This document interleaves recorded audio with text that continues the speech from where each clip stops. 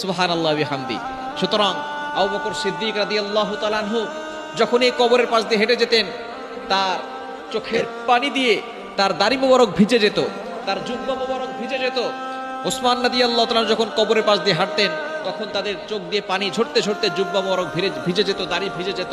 সাহাবা কেরাম জিজ্ঞেস করতেন, আপনি কাঁদেন কেন? বলে, কবর হচ্ছে আখিরাতের প্রথম ঘাঁটি। এই কবরে যারা ফার্স্ট হবে, কবরের ঘাঁটিতে যারা কবরের আযাব থেকে বেঁচে যাবে, তাদের আর কোনো জায়গায় ঠেকা থাকবে না, বাধা হবে না জান্নাতে যাওয়ার জন্য। সুতরাং কবর হচ্ছে আখিরাতের প্রথম ঘাঁটি।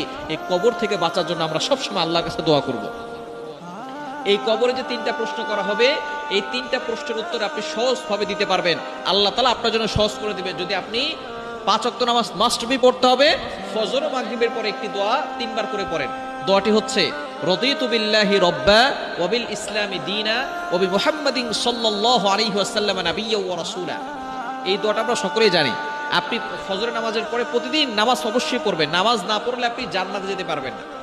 আপনি আমলের মাধ্যমে জান্নাত পাবেন, তবে জান্নাতে যে ঢুকবেন সেটাই হচ্ছে, ঢোকার জন্য যে তালার চাবি সেটাই হচ্ছে নামাজ।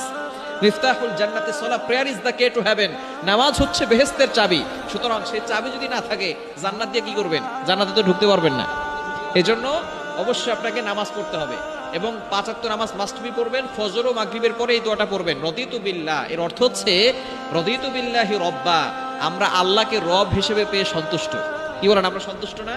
আল্লাহকে রব হিসেবে পেয়ে আমরা সন্তুষ্ট। তবে ইসলামী দীনা, ইসলামকে ধর্ম হিসেবে পেয়ে আমরা সন্তুষ্ট।